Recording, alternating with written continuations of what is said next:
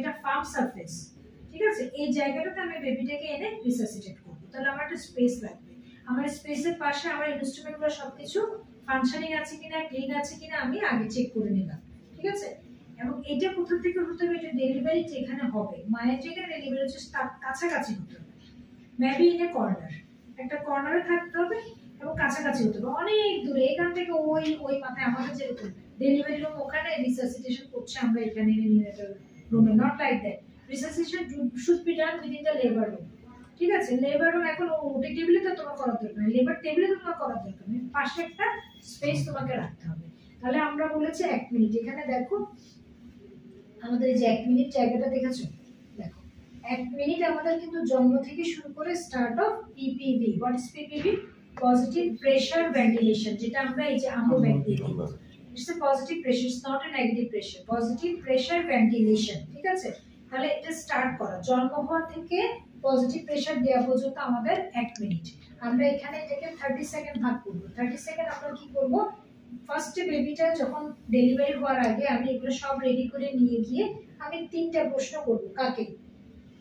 Delivery রুমে ঢুকে কি জিজ্ঞেস করব?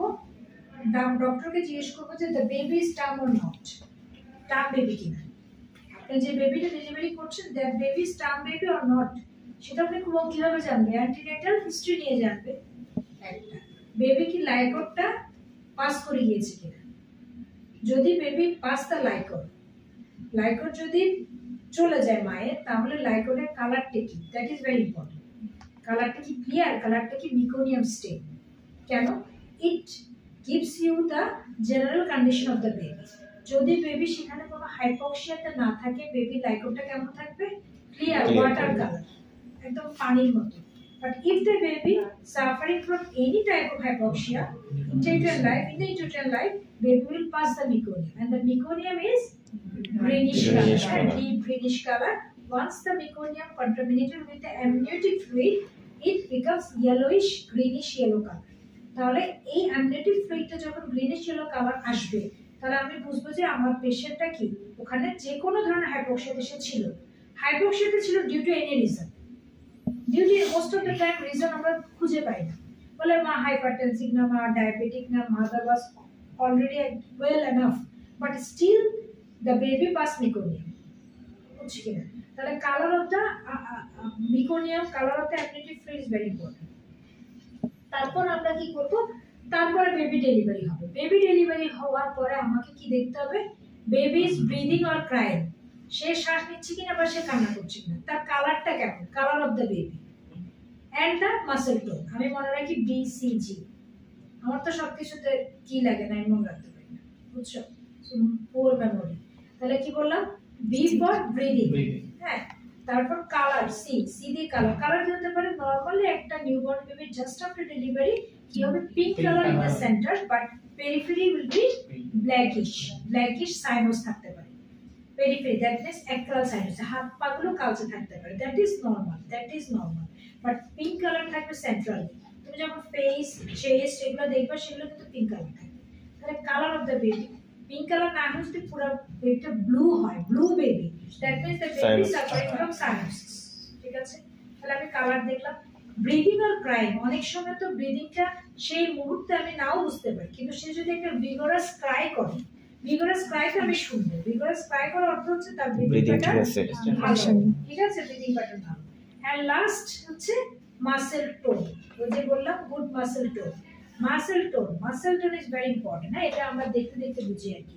সাপোজ এই বেবিটা এখন ডেলিভারি হলো, ডেলিভারি হওয়ার পরে আমাকে দিল, আমাকে যখন দিচ্ছে তখনই কিন্তু আমি কালার দেখতে পাচ্ছি, তখনই কিন্তু আমি কান্না শুনতে পাচ্ছি। আইদার ব্রিদিং দেখতে পাচ্ছি অথবা কান্না শুনতে পাচ্ছি, ঠিক আছে? আর আমি কি দেখতে পাচ্ছি? Muscle tone. কিভাবে মাসেল টোন দেখতে পাচ্ছি? এই যে আমাদের বেবিটাকে দেখো, ও কিন্তু অনেক ব্রিলিয়ান্ট। কেন জানো? ওকে দিয়ে কিন্তু এফসিপিএস সেকেন্ড পার্ট যারা পরীক্ষা দেয় সবাই ওকে নিয়ে যায়। কোথায়? এফসিপিএস শিখার জন্য। হ্যাঁ, so don't underestimate this baby, okay? কি বললাম? ও কিন্তু হাইপোটোনিক। দেখো হাইপোটোনিক কেন বলছি? একদম এক্সটেন্ডেড হয়ে আছে। আমরা নরমাল ইন্টিউটিভ লাইফে কেমন থাকি? ফ্লেক্স পজিশনে থাকি। এবং গুড মাসেল টোন দেখার one of the important feature is baby should be in flex পজিশন। তুমি যখন বেবি ডেলিভারি করবা, বেবি অটোমেটিক্যালি কি হবে? ফ্লেক্সড হয়ে যাবে। যদি তার মাসল টোন ভালো থাকে। যদি তার মাসল টোন ভালো না থাকে তাহলে সে কি হবে? ফ্ল্যাসিড হয়ে থাকবে, হাত পাগুলো দেখবে স্ট্যান্ডার্ড। এবার তোমাকে যে বেবিটা ডেলিভারি করে তোমাকে তোমার ওই ট্রেতে দিচ্ছে, রাখার জায়গায় তোমাকে রাখতেছে, সেখানে বেবি পুরো হাত পা ছড়ানো, that means this baby is totally hypotonic, they having no good muscle tone. তার মানে বেবি কি ভালো না খারাপ? খারাপ। তাই এই যে আইডিয়াটা আমরা খুব চট করে ধরতে পারি, যে ওর পশ্চারটা দেখে আমি বুঝতে পারি যে this baby having in hypoxia, baby হাইপক্সিয়াতে ছিল, যার কারণে সে লেথার্জিক হয়ে গেছে, সে টায়ার্ড হয়ে গেছে। টায়ার্ড হয় বলে না অনেক গরম, আমরা টায়ার্ড হয়ে বসে থাকি, ঠিক আছে কিনা? তো এই হচ্ছে বিষয়। তাহলে তিনটা জিনিস আমরা দেখছি। আমরা দেখছি যে বেবি ক্রাইং অর ব্লিডিং, এটা আমরা শুনবো, কালারটা আমরা চোখে দেখবো, হ্যাঁ, blue or pink colour and the muscle tone, ঠিক আছে? এগুলো যদি আমার সবকিছু উইদিন লিমিটে থাকে তাহলে আমি কি করব? সাপোজ এগুলো সবকিছু আমার ভালো, গুড মাসল টোন অল আর ইয়েস, ঠিক আছে, সবকিছু ভালো, তাহলে আমি কোথায় চলে যাব? Routine care. রুটিন কেয়ারটা আবার কি? রুটিন কেয়ার হচ্ছে ড্রাইং এন্ড র্যাপিং। ড্রাইং করব, র্যাপিং করব। বেবি তো শ্বাস নিয়েছে আমি বলেছি, তাহলে স্টিমুলেশন ইজ নট নিডেড, ঠিক আছে? আমি কি করব? আম্বিলিক্যাল কর্ডটা কাটবো এন্ড বেবিকে কি করব? মাদারের সাথে দেব, skin to skin contact with the mother and establish breastfeeding within half an hour 30 minutes after birth. This is called the routine care. The routine care কি? সাপোজ এই বেবিটা কালারটা ভালো, আমাকে ডেলিভারি করে আমি ডেলিভারি করার পরে কোথায় দিবে? ডেলিভারি করার পরে আমি কিন্তু এরকম একটা কাপড় নিয়ে রেডি থাকবো, ডেলিভারি করার পর আমাকে এভাবে দিবে। দেওয়ার পর আমি দেখলাম যে কালার ভালো, সে ব্লিডিং নিচ্ছে, কান্নাও করছে, তার মাসের জন্য ভালো, তাহলে আমার তো খুব বেশি ঝামেলা নাই। আমি কি করবো? ওকে ড্রাইং করবো। ড্রাই কিন্তু আমাদের করতে হবে, ড্রাই কিন্তু রুটিন কেয়ার, কারণ তার তো টেম্পারেচার ফল করতেছে। ড্রাইং করবে, এবং ড্রাইং করার সিস্টেমটা কিন্তু এরকম, এই যে আমি যেভাবে দেখাচ্ছি, আমার একটা কাপড় নিয়ে আমি এই যে যখন যে জায়গায় যেটা আছে সেখানে রাখি, এবং এই কাজগুলো কিন্তু আমাদের খুব দ্রুত করতে হবে, 30 সেকেন্ডের মধ্যে করতে হবে। ড্রাইং র্যাপিং আমার 30 সেকেন্ডের মধ্যে, ক্লিয়ার? এবং এটা আমি মুছে কি করলাম? এই ড্রাই করতে করতে, এই যে তুমি ড্রাই করছো, এটাও ওয়ান টাইপ স্টিমুলেশন দিচ্ছে, এটাও কিন্তু তার ব্রিদিংটাকে স্টিমুলেট করছে। তাহলে এটা আমার ভেজা, এটা আমি ডিসকার্ড করে আমি কি করবো? আরেকটা নিব। হ্যাঁ, আরেকটা নিব। নিতে কিন্তু আমি দেখবো যে তার কি অবস্থা, তার কান্না কেমন, তার ব্রিদিং প্যাটার্ন কেমন, ঠিক আছে? দেখলাম যে না, ব্রিদিং প্যাটার্ন, তার কান্না সবকিছু ভালো, তাহলে আমি এটাকে ওকে র্যাপিং করছি। র্যাপিং করে আমি ওকে কি করবো? মায়ের পেটের উপরে দিয়ে দিব। মায়ের পেটের উপরে দিয়ে তাকে আমি একটু অবজার্ভ করছি যে শ্বাসটা কেমন নিচ্ছে, এটা আমার উইদিন লিমিটের মধ্যে আছে, রেসপিরেটরি রেট 30 to 60 ব্রেথস পার মিনিটের মধ্যে আছে, পেশেন্টের কালার ভালো আছে, পেশেন্ট ক্রাই করছে। এখনো কিন্তু আমি মায়ের পেটে দিয়েছি, স্কিন টু স্কিন কন্ট্যাক্টের মধ্যে মায়ের পেটেই আছে। মায়ের পেটে দিতে পারবো যখন নরমাল ডেলিভারি, সিজারিয়ান সেকশনে তার মায়ের পেটে দেওয়ার কোনো সুযোগ নেই, আছে কি? তারপরে কি আমি আম্বিলিক্যাল কর্ডটা কাটবো। Timing of cutting of umbilical cord is কত? 1 to 3 মিনিটস, 1 থেকে 3 মিনিট, 1 থেকে 3 মিনিট, ঠিক আছে? বুঝতে পারছি কিনা? 1 থেকে 3 মিনিটের মধ্যে আমি আম্বিলিক্যাল কর্ডটা কাটবো। কর্ডটা কেটে আমি কি করব? তাকে ভালো করে র্যাপিং করে কি করব? মায়ের বুকে দিয়ে দিই, ব্রেস্টে দিয়ে দিই। তখন সে কি করবে? দুধ খাবে। তাহলে কাজ শেষ। This is the routine care. এখন এরকম হলো না, কিরকম হলো? বেবিকে আমার কাছে দিল, আমি দেখলাম যে বেবির কালারটা ভালো, গ্যাসপিং রেসপিরেশন, একটা করে শ্বাস নিচ্ছে, হ্যাঁ, একটা নিচ্ছে চুপ, কোনো কান্নাকাটি নাই, আর কি হাইপোটোনিক, এই যে ওর মতো ও যেভাবে আছে, ঠিক আছে? তখন আমি কি করব? তখন আমি সাথে সাথে ওই ড্রাই কিন্তু আছে, first thing is always drawing dry করতে হবে তোমাকে। ড্রাই না করলে কিন্তু তুমি কোনো কাজ করতে পারবে না। শ্বাস নিচ্ছে না দিকে দৌড় দিয়ে আম্বুলেন্সে যাওয়া যাবে না, ঠিক আছে? ওই যে বললাম স্টেপস অফ রিসাসিটেশনটা খুব ইম্পর্টেন্ট। আমি এই ড্রাই করতে করতে কিন্তু কিছুটা স্টিমুলেশন হয়ে যাচ্ছে, এটা আমি ফেলে দিলাম, ফেলে দিয়ে আমি তাড়াতাড়ি করে আরেকটা নিলাম, নিয়ে দেখলাম যে না, ব্রিদিং প্যাটার্ন তো দেখলাম যে ব্রিদিং প্যাটার্ন তো ভালো লাগছে না। তাহলে আমি কি করব? আমি চট করে মুখটা দেখবো যে সিক্রেশন আছে কিনা, কারণ আমি কিন্তু এখন স্টিমুলেশন দিব। স্টিমুলেশন দেওয়ার আগে আমাকে একটু সিক্রেশনটা দেখে ফেলতে হবে। যদি দেখি যে না, মাউথ ক্যাভিটিতে অত কোনো সিক্রেশন জমা নাই, অথবা আছে, না থাকলে তো ভালো, থাকলে আমি কি করব? প্রথমে সাকশন দিয়ে দিব। কোথায় সাকশন আগে দিব? মুখে। তারপর আমরা কোথায় দিব? নাকে। আমি মনে রাখার জন্য বলি MN, first is mouth, then nose, clear? মুখটাতে ক্লিন করলাম, দেন নাকটা ক্লিন করলাম, নাকটা ক্লিন করে ব্লিডিং প্যাটার্নটা একই, সাকশন দিয়ে ফেলাম। এবার আমি ওকে স্টিমুলেশন দিব, drying, wrapping, suctioning if needed, then go for stimulation. এখন আমি স্টিমুলেশন কিভাবে দিব? স্টিমুলেশন নট লাইক দ্যাট, আমাদের গাইনোকোলজিস্টরা যেটা করে, কি করে? উল্টে দিয়ে টাস মারে জন্মের সাথে সাথে মায়ের শুরু, বুঝছো? এটা করা যাবে না। নিউনেটোলজিতে এই মারামারি নেই, দে আর ভেরি পোলাইট, জেন্টল, ওখানে কোনো মারামারির কাজ নাই, বুঝছো? তাহলে সেখানে কি হচ্ছে, তুমি বেবি তো আর জামা থাকবে না, তো কি করবে তুমি? স্টিমুলেশন দিবে। স্টিমুলেশন এটা কোন border? Ulnar border. Ulnar border of the hand দিয়ে আমরা প্যারাস্পাইনাল, স্পাইনাসের আসে প্যারাস্পাইনাল রিজনে আপ টু ডাউন করে আমরা কি করব? স্টিমুলেশন দিব। হ্যাঁ, অবশ্যই এগুলো কি হতে হবে? র‍্যাপিড হতে হবে, র‍্যাপিড হতে হবে। হ্যাঁ, এটার জন্য তোমাকে ট্রেন আপ হতে হবে। তুমি ট্রেন আপ না হলে পেশেন্টও রেসপিং আছে, তুমি পেশেন্টের ব্রেনিকার্ডিয়া, তোমার কি টেকিকার্ডিয়া, পেশেন্ট হাইপোটেনশন, তুমি হাইপারটেনশন, বুঝছো? তুমি হাইপারটেনশন, পেশেন্টের তো কোনো শব্দ নাই, তুমি কিন্তু অধিক অস্থির হয়ে যাচ্ছে, এইটা আনো সেইটা আনো সেইটা আনো, একটু হয়ে যাবে। এই জন্য স্কিল হতে হবে। স্কিল না হলে তুমি গার্মেন্ট ক্রু থাকতে পারবে, বুঝছো? তাহলে তুমি কি করবা? তুমি স্টিমুলেশন দিবা, তারপরে কি করবা? ফ্লিকারিং, এই যে পায়ে টোকা দিবা, পায়ে টোকা দিবা, হাতে টোকা দিবা, মানে স্টিমুলেট করছো, তুমি রেসপিরেটরি সেন্টারকে স্টিমুলেট করছো। এগুলো করে মারামারি করা যাবে না। স্টিমুলেট করে তুমি দেখলা যে রেসপিরেশনের কি অবস্থা, তুমি দেখো না maximum baby 95% baby doesn't need any type of resuscitation, লাগে না 4 to 5% বেবি তোমার এই ড্রাইং র‍্যাপিড স্টিমুলেশনেই ব্রিদিং নিয়ে ফেলে। শুধু 1% বেবি নিড অ্যাগ্রেসিভ ম্যানেজমেন্ট। বুঝতে পারলাম কি? তাহলে এই স্টিমুলেশন, ড্রাইং র‍্যাপিং স্টিমুলেশনে যদি বেবি ক্রাই করে যায়, তাহলে আমি কি করব? বেবিকে অবজার্ভ করব। বেবিকে অবজার্ভ করছি তার ব্রিদিং প্যাটার্নটা ঠিক আছে কিনা, স্যাচুরেশনটা মেইনটেইন করছে কিনা। এখন স্যাচুরেশন কিভাবে মেইনটেইন করছে বুঝবো, আমাকে কি লাগাতে হবে? পালস অক্সিমেট্রি মেশিনটা লাগাতে হবে। কোথায় লাগাতে হবে? রাইট হ্যান্ড অথবা any of the lower limb, ঠিক আছে? কারণ সার্কুলেশন সেদিকে বেশি এবং স্যাচুরেশনের ব্যাপারে এই জিনিসটা অনেক বেশি ইম্পর্টেন্ট। এখানে দেখো মিনিট মানে কি? জন্মের পরে 1 মিনিটে কিন্তু তার স্যাচুরেশন 88 থাকবে না, 60 to 65, ঠিক আছে? এটা 10 মিনিট পরে গিয়ে কিন্তু আমাদের টার্গেট স্যাচুরেশন আমরা পৌঁছাতে পারছি। 10 মিনিট কিন্তু অনেক লম্বা সময়, কথা বুঝছো কিনা? সেই জন্য তুমি ওই 4-5 মিনিটে কেন স্যাচুরেশন বাড়তেছে, অস্থির হয়ে তোমার স্যাচুরেশন কম করলে লাভ হবে না, ঠিক আছে? তাহলে আমরা কি বললাম? স্যাচুরেশন দেখব। এখন আমি সাপোজ ড্রাইং করলাম, স্টিমুলেশন দিলাম, কিন্তু বেবি ব্রিদিং নিচ্ছে, but this is not adequate, তাহলে আমি কি করব? তাড়াতাড়ি আমেরিকান কর্ডটা কেটে ক্ল্যাম্প লাগাই, সাথে সাথে আমি তখন আর আমি ওই হেক্সিসোনাল কি যেটা বললাম, হেক্সিকর্ড দেওয়ার জন্য অপেক্ষা করবো না। জাস্ট ক্ল্যাম্প করে মাত্র আমি বেবিকে কি করবো? হচ্ছে আমার আগে থেকে রাখা যে সারফেসটা আমি রেডি রেখেছি, সেখানে আমি বেবিকে নিয়ে আসবো। সেখানে আমি বেবিকে এনে মাত্র আমি কি করবো? নিউট্রাল পজিশনে নিয়ে যাবো। কেন? এখন আমাকে বেবিকে ব্রেথ দিতে হবে। কিসের মাধ্যমে দিতে হবে? আম্বুকে। তাহলে এই পিলোটা যদি থাকে, ওয়েল এন্ড গুড, তোমাকে নিউট্রাল পজিশনে হেল্প করবে। Now what is neutral position? এই যে নেকটা আছে, baby is having very short neck, বা বাচ্চাদের নেক কিন্তু আমাদের মতো একদম শর্ট।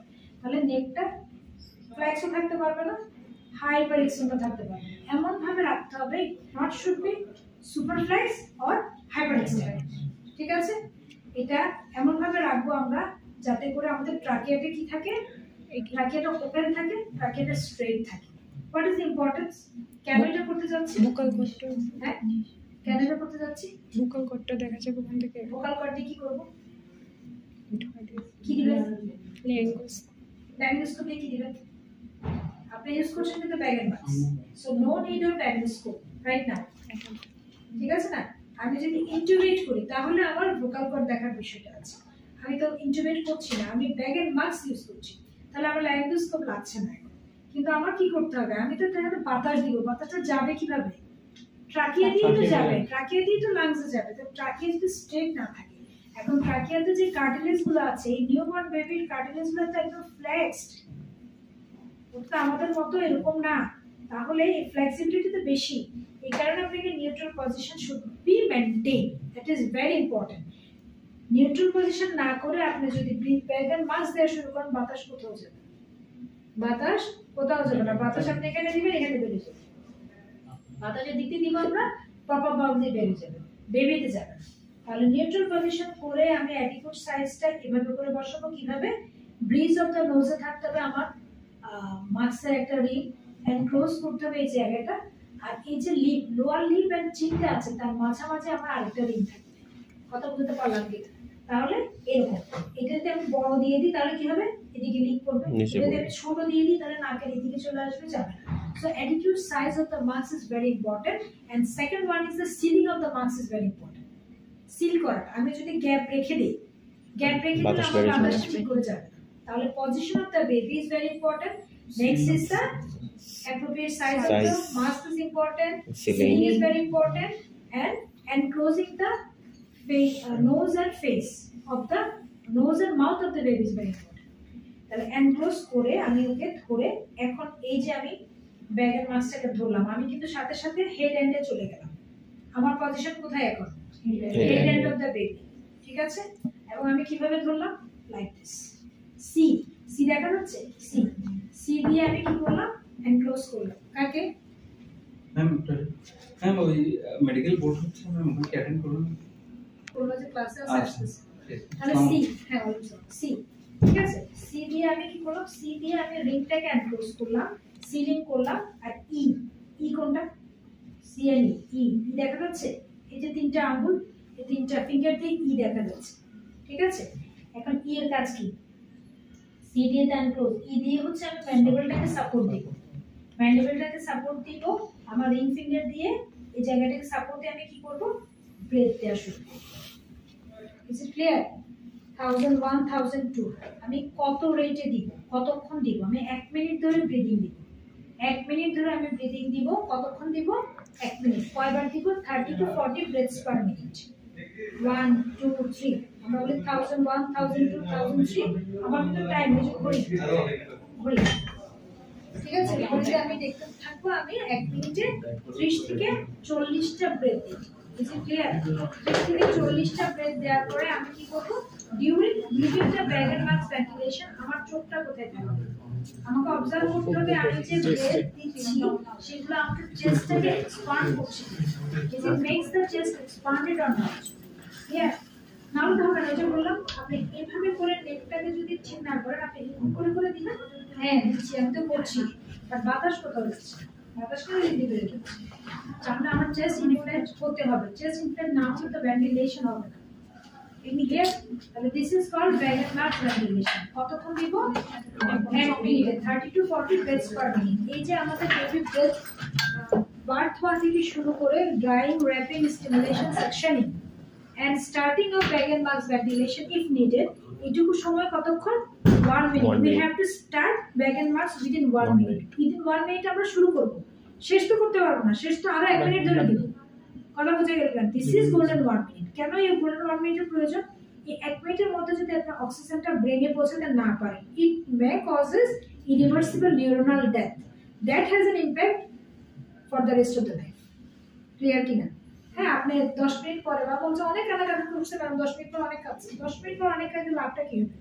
অক্সিজেন তো তখন পৌঁছায় না, ব্রেনটা অলরেডি ড্যামেজ হয়ে গেছে। যেটুকু ড্যামেজ হয়ে গেছে that has an impact for the rest of the life. এই জন্য golden 1 minute is very important. কাম করবে 1 মিনিটের মধ্যে। বুঝা গেল কিনা? এটা হচ্ছে আমাদের রিসার্সিটেশনের একটা পার্ট। সাপোজ আমি এখন আমার কি আছে, আমি দিলাম, এখন আমি দেখবো কি 1 মিনিট পরে অ্যাডিকুয়েট ব্রিদিং নিচ্ছে কিনা। এখন অ্যাডিকুয়েট ব্রিদিং নিচ্ছে, বাট এখন আমি চেক করব হার্ট রেট। অ্যাডিকুয়েট ব্রিদিং নিচ্ছে না, সাপোজ নিলে তো ভালো কথা, নিলে তো আমি আবার রুটিন কেয়ারে চলে যাব।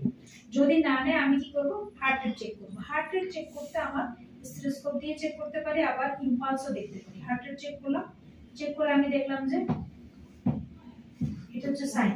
যিনি হার্ট রেট চেক করবে উনি এরকম একটা সাইন দেখাবে, তার মানে কি খুব আস্তে আস্তে যাচ্ছে।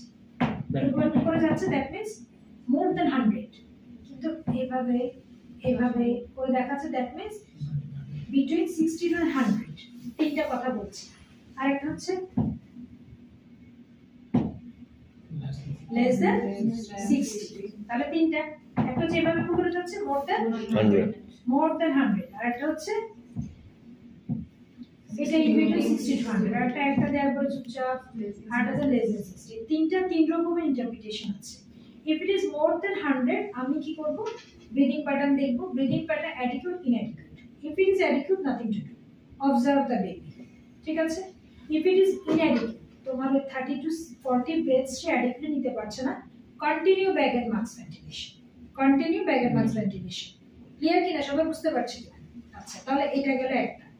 আরেকটা হচ্ছে হার্ট রেট আমার কত, between 60 to 100, between 60 to 100 কি করব, between 60 to 100 একই, আমি আবার ব্রিদিং প্যাটার্নটা দিই, adequate inadequate। if it is adequate আমি কি করব, অবজার্ভ করব, হার্ট রেট অবজার্ভ করব কেমন হয়। if it is inadequate আমি কি করব, ভেন্টিলেশন, ভেন্টিলেশন। ঠিক আছে? আচ্ছা, যদি অ্যাডিকুয়েট হয় কিন্তু হার্ট রেট 60 to 100 এর মধ্যে হয়, তখন আমাদেরকে বলা হচ্ছে কি ব্যাগ এন্ড মাস্ক ভেন্টিলেশন দেওয়ার জন্য। কিন্তু যদি হার্ট রেট লেস দ্যান 60 হয়ে যায়, তখন শুধু আমি ব্যাগ এন্ড মাস্ক দিলে হবে না, তখন আমাকে কি করতে হবে, along with the bag and mask we have to give chest compression।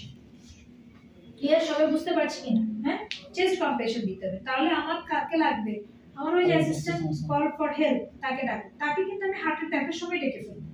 তাকে আমি কি বলবো, এখন chest compress, start chest compression. Chest compression আমি কোন রেশিওতে দিব, 3:1, কার্ডিও রেসপিরেটরি রিসাসিটেশন। আমরা কথাটা মনে রাখি কিভাবে, কার্ডিও রেসপিরেটরি রিসাসিটেশন। তাহলে চেস্ট কম্প্রেশন আগে আসবে, সি তো আগে, সি ফর কার্ডিও। কার্ডিও তো কয়টা দিব, 1 2 3, তারপরে কি দিব, ব্রেথ।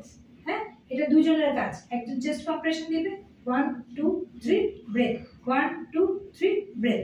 এটা আমি কতক্ষণ দিব, নেক্সট 1 মিনিট। 1 মিনিটে আমার কাজ কত হবে, কমপক্ষে 30 ব্রেথস দেয়া। তাহলে চেস্ট কম্প্রেশন কয়টা দিব, 90। বুঝা গেল কিনা? Doctors are very very mathematics নাকি, এটা তো সোজা সোজা কথা আমরা মনে রাখতে পারি না। তাহলে কি বললাম, 30 ব্রেথস 90 কম্প্রেশন, 30 ব্রেথস 90 কম্প্রেশন। ঠিক আছে? এটা হচ্ছে আমাদের একটা সাইকেল কম্পোজড অফ 3:1। একটা সাইকেল চেস্ট কম্প্রেশন আমরা কিভাবে বলবো, 3:1। তিনটা চেস্ট কম্প্রেশন দিব, একটা ব্রেথ দেব, this is one cycle, this is one cycle. এইরকম সাইকেল করে করে আমরা 1 মিনিট ধরে দিব। আমাদের টার্গেট থাকবে মিনিমাম 30 ব্রেথস দেয়া, 90 কম্প্রেশন দেয়া, মিনিমাম 30 ব্রেথস দেয়া, 90 কম্প্রেশন দেয়া। দেওয়ার পরে আমাদের টার্গেট কি, heart rate should be increased, heart rate will be more than 60, heart rate more than 60, stop compression, look for the ventilation, look for the respiration, respiration adequate, not adequate। if it is not adequate, go for bag and mask। if it is adequate, তাহলে তোমার heart রেটও ভালো আছে, respiratory রেটও ভালো আছে, তোমাকে তো ventilation বন্ধ করতে পারছো। ক্লিয়ার কিনা, বুঝতে পারলাম কি? এখন চেস্ট কম্প্রেশনের ব্যাপারে খুব তাড়াতাড়ি একটু বলে দিই। আমরা দুভাবে চেস্ট কম্প্রেশনটা করি। একটা হচ্ছে আমাদের thumb method, thumb method with encircling with hands। সামনে দুইটা থাম্ব দিলাম, পেছনে আমি হাত দিয়ে আমার ফিঙ্গার দিয়ে সাপোর্ট দিলাম, দিস ইজ থাম্ব মেথড। 1 2 3, 1 2 3। কোথায় রাখবো, বডি অফ দ্য স্টার্নামের পরে কি আছে, ম্যানিপুলার স্টার্নাম, বডি অফ দ্য স্টার্নামের লোয়ার থার্ডে রাখবো। ঠিক আছে? বডি অফ দ্য স্টার্নামের লোয়ার থার্ডে আমি এভাবে করে দুইটা থাম্ব দিয়ে কম্প্রেস করব। কম্প্রেশনে আমার প্রেসার কতটুকু পড়বে, এটা যদি আমি ট্রান্সভার্স সেকশন করি, তাহলে এই হচ্ছে আমাদের কি, চেস্ট ক্যাভিটিটা। বুঝতে পারছি না, ট্রান্সভার্স সেকশন, হ্যাঁ বুঝতে পারছি। এটা হচ্ছে চেস্টটা, আমি এমনভাবে প্রেস করবো যাতে 2/3 কম্প্রেশনটা আসে। সবাই বুঝতে পারছি, চেস্টটাকে এমনভাবে কম্প্রেস করে আমি এত আস্তে করে দিচ্ছি যে কম্প্রেস হচ্ছেই না, তাহলে হবে না। আমার এখানে কাজ কি, আমি কিন্তু এই থাম্ব দুটো দিয়ে হার্টকে কম্প্রেস করছি। কেন হার্টকে কম্প্রেস করছি, হার্ট ভালো করে পাম্প আউট করতে পারছে না, কাকে, ব্লাডকে। তাহলে আমি উপর থেকে ওকে কি করছি, সাহায্য করছি। তাহলে আমাকে মিনিমাম 2/3 যাতে কম্প্রেস হয় চেস্টটা, 2/3 যাতে আমার চেস্টটা কম্প্রেস হয়, এদিকে আমাকে খেয়াল করতে। ওকে, ক্লিয়ার? সবাই আমরা বুঝছি কিনা, সবাই আমরা বুঝতে পারছি কিনা? ওকে, 1 2 3, this is the 2 thumb method. আরেকটা আমরা কি করতে পারি, 2 ফিঙ্গার মেথড। কাদেরকে 2 ফিঙ্গার দিব, এক্সট্রিম প্রিম্যাচুর বেবি, ওদের চেস্ট এতটুকু। এই যে আমাদের গতকালকে রাতে একটা বেবি মারা গেছে, অনলি 900 গ্রাম, 900 গ্রামের একটা বেবি, ওর চেস্টটা কতটুকু, ওর চেস্টে তুমি যখন থাম্ব দিয়ে প্রেস করবা, তুমি ওই প্রেসারে not only the heart, also the lungs will be collapsed. Is it?